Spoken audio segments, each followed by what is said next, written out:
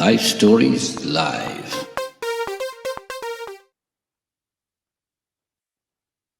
Hello, everyone.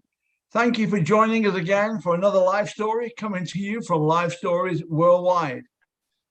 If you need prayer, you need help, then contact us on our hotline +44 794 355 0287, or go to our website lifestoriesworldwide.com. You'll find lots of help and encouragement there. Welcome to all our listeners in Ukraine especially, and those from Torch Trust who are listening, and all around the world. We welcome you to this wonderful story going out on Zoom, Facebook, and YouTube live. Tonight, we're going to Brazil. Our guest speaker tonight is Alex Ribeiro. He was a Formula One racing driver in the 70s, the main Brazilian racing driver.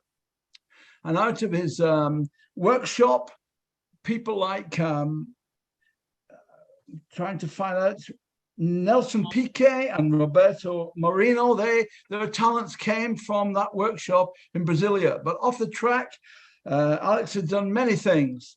He's a businessman, a radio announcer, a sports commentator, motivational speaker, mentor, and chaplain. And he has had an influence on athletes in many sports. And Alex has a wonderful story that he's going to share with you tonight. So I'm going to hand over to Alex now in Sao Paulo, Brazil. Thanks, Alex. It's a pleasure for me to be together with you in this program. And I'm very glad to remember my days from England and motor racing and all sorts of things that the Lord has done through this life of his life in my life. All right. So my story started when I was born into a Christian family back in 1948. My father was a medical doctor with a missionary heart, so he decided to go to the inner part of the country, which was not very well developed at that time. So he was a doctor where doctors were most needed, and he founded churches and he helped a lot of people. When Brazil decided to build up a new capital, the place they chose to build the capital was near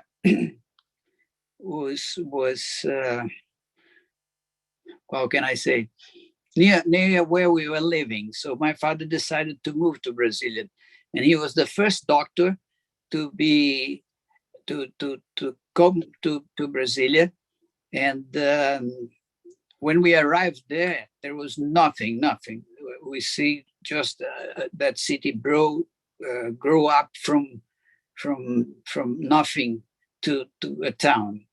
So we arrived there in 57, and in April 1960, there was this big party because the capital was ready to be running. So they built the whole city in 3 or 4 years. And to celebrate the inauguration of the capital, there is this big race because Brazilian was born to drive. The streets are not squared, and it's very much like a layout of a racing circuit. And I was absolutely fascinated by the race when I watched the race, and I was in love with that. I said, wow, when I grow up, I'm going to be a racing driver. And I was only 11 at that time. And so I started to work and to get the knowledge, what it takes to be a racing driver.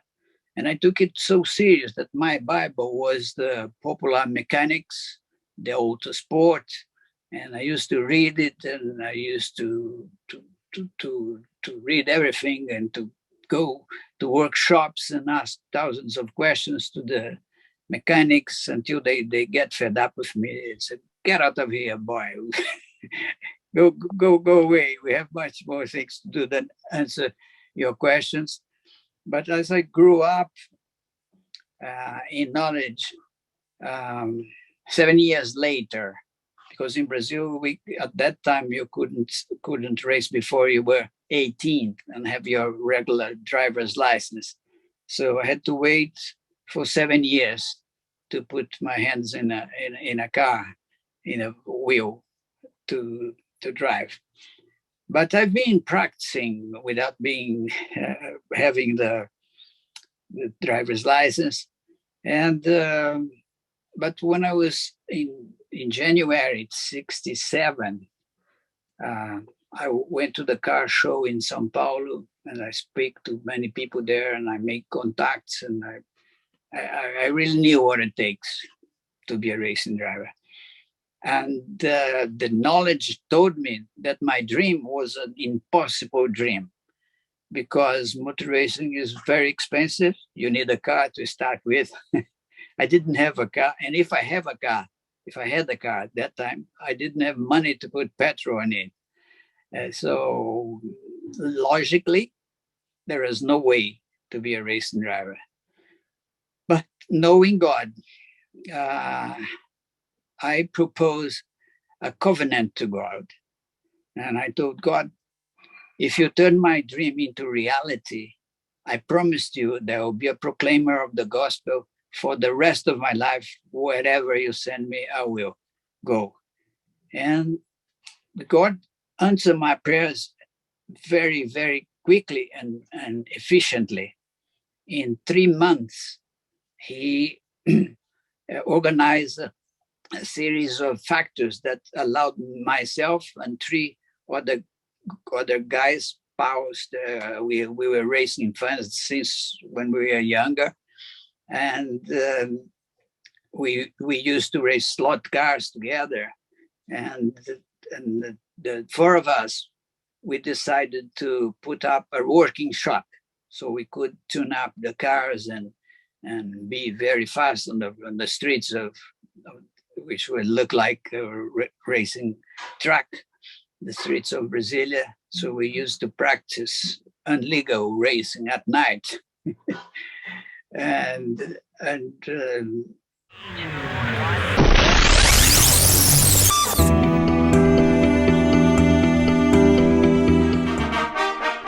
He's coming.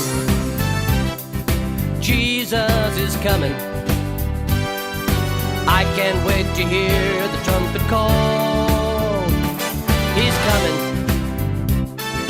Jesus is coming. And when he comes, we'll crown him Lord of all. And when he comes, we'll crown him Lord of all. LifeStories Live. But we didn't have the cars. I used my mother's cars. The other used his father's car. So we were for potential drivers with no cars.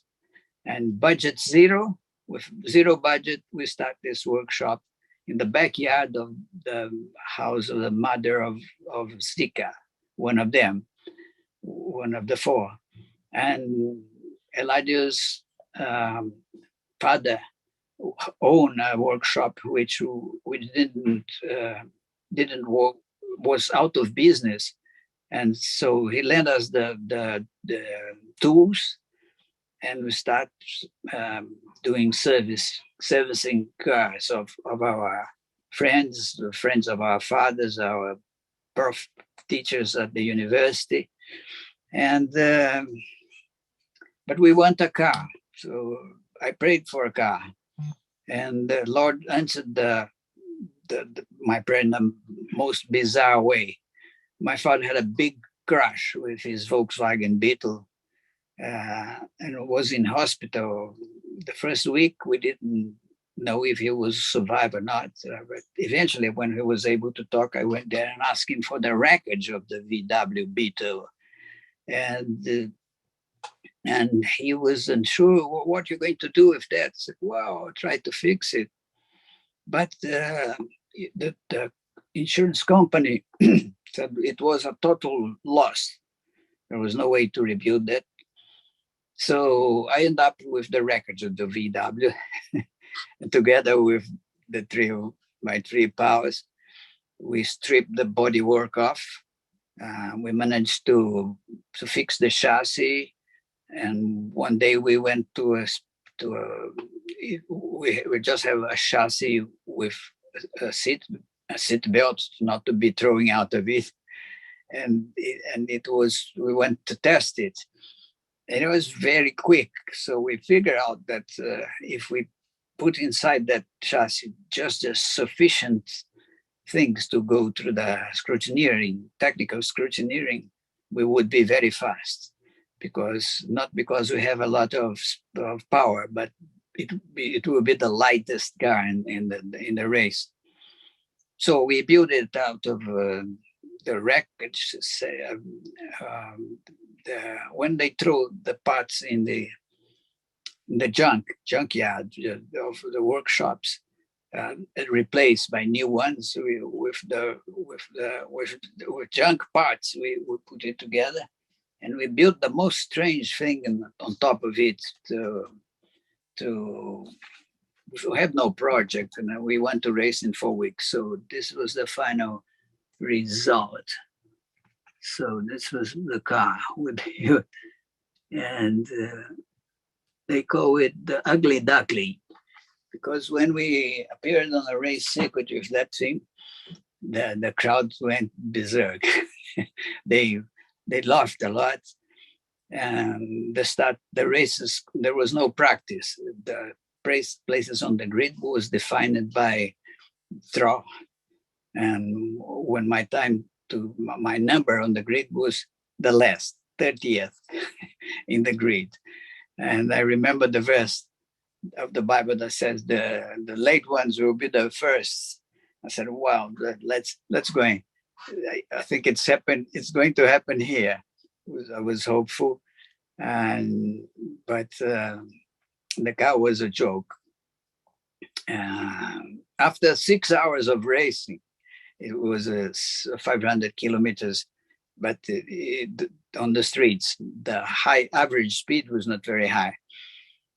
And after 6 hours, we finished second, and the race was a very important race, part of the Brazilian Championship.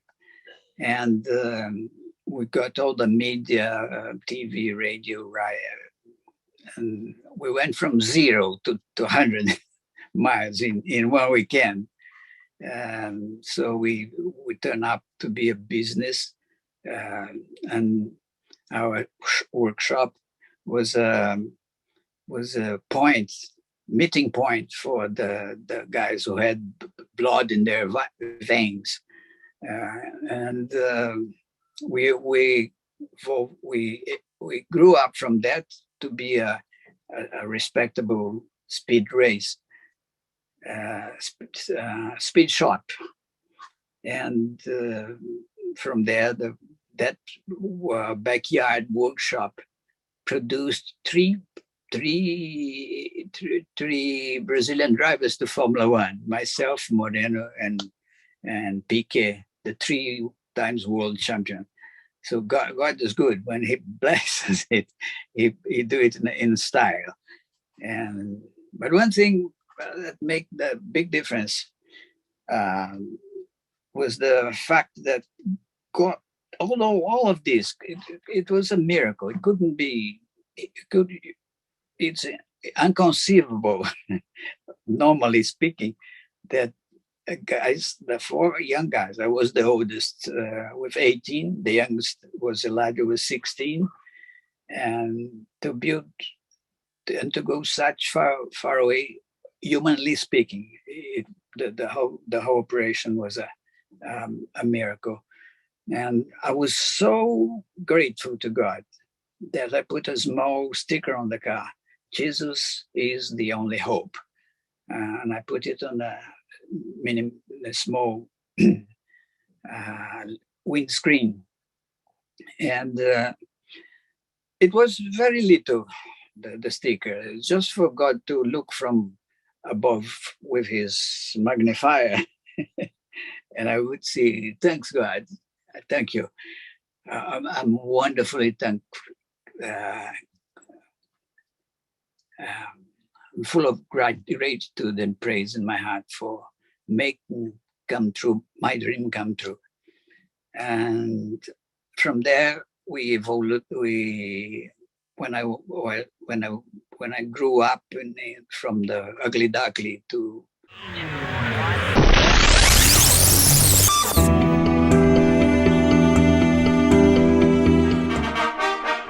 He's coming.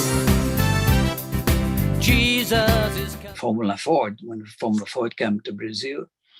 And I was, the first year was not very good. The second, I was second in the championship. The third year, I was the champion. And not only that, I was the number one in the ranking of the Brazilians drivers, racing drivers. With that, we got the money, the sponsorship to come to England. But one fact happened there which opened my eyes to what was happening. For me, I just want to race for pleasure, for my pleasure.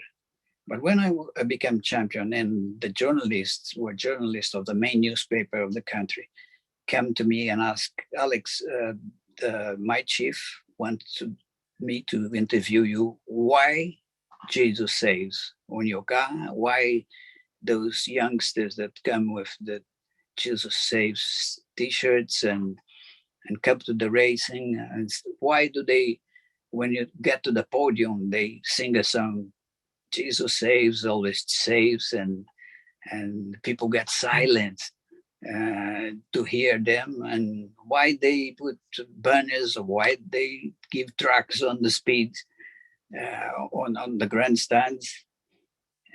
Why Jesus saves? And then he told me, I don't know anything about religion. Could you write the text for me? I said, wow, okay. So together with Pastor Enes Tornini, my mentor, we put together a piece explaining why and how. Why? Yeah, why? Jesus says because people. Then we present the plan of salvation and the four spiritual laws, and for our punishment that was published in a quarter of a page of the Sunday issue of the newspaper. And I realized that I had preached the gospel to 400,000 readers of that paper, speaking from a pulpit that moved at 200 miles an hour. and I realized that I have a mission on it, and that was to proclaim the word to everybody. So that came like a vision. We believe that we can reach the world for Christ through the universal language of sports. And that was very important for me from that moment on. Immediately in the year after being the number one of the ranking, I moved to England in 1974 to drive Formula 3. And I finished second in the Formula 3 championship. Following year, I did another season in Formula 3 with March. I was second again, vice champion. And 76, I graduated to Formula 2. And although I didn't win races, I was always a front runner, driving for the March BMW official team. And at the end of that year, BMW gave me a trophy for the best BMW driver in Formula 2 at that stage. And I made my debut in Formula 1 at the USA Grand Prix at the end of the season with a Heskett. And that allowed me to do a full season in the next year, which was 77. Then I did the full season in Formula 1, and it was a disaster. All I built in 10 years I lost in 1 year because the car was so bad and the team was so badly managed, and that was the beginning of the end of my career. The following year, I didn't have sponsors, so I put some of the money, most of the money I earned in 10 years, into a private team, which we called the Jesus Saves Racing Team. And it was myself, Alistair McQueen, who is a brother in Christ, and Alan Docking and Wayne DePayne, the mechanic. And the four of us, we run a team with no big budget, just enough to go from race to race by faith.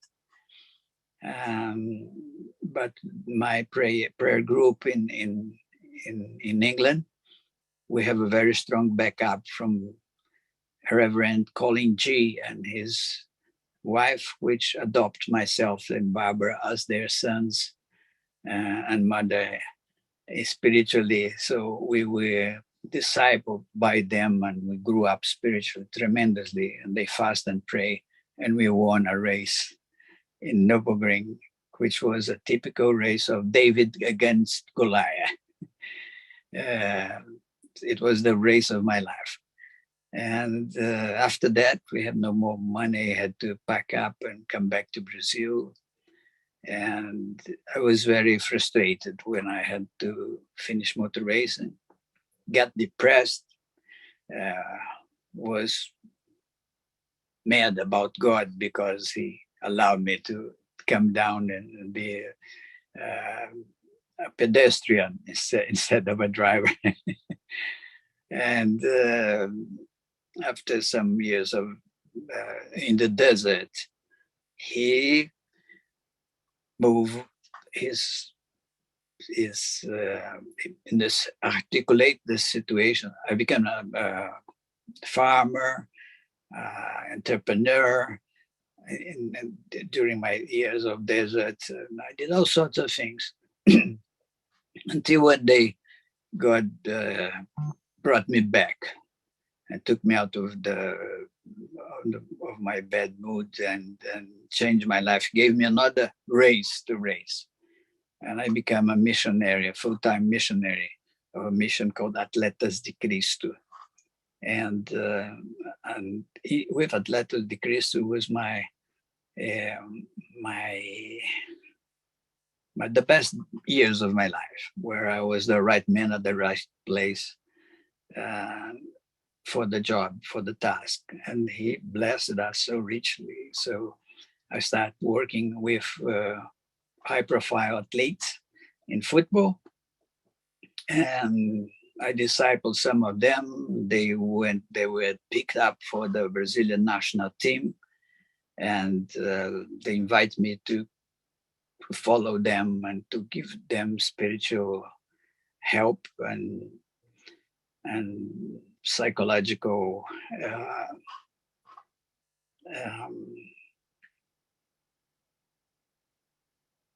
teachings, and to put in practice what I learned from the pressures of being a top sport performer, and the ups and downs, how sometimes you win, sometimes you lose, the emotional life of a high-profile athlete. It's like a www all the time. How to handle pressure, how to handle fear, how to handle fear of getting hurt, of losing a goal in front of the crowd and be booed by thousands, and how to deal with the sex offers, and so how to handle the press, how to handle so many things that might happen to high-profile athletes, because people look from outside, think that they have no problems. Yes, we all have problems, and the higher is the higher you go, the higher is the responsibility.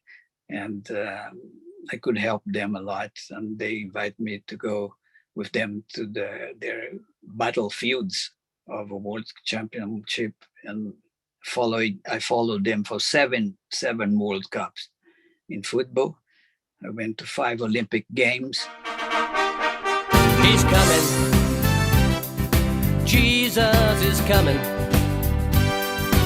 I can't wait to hear the trumpet call.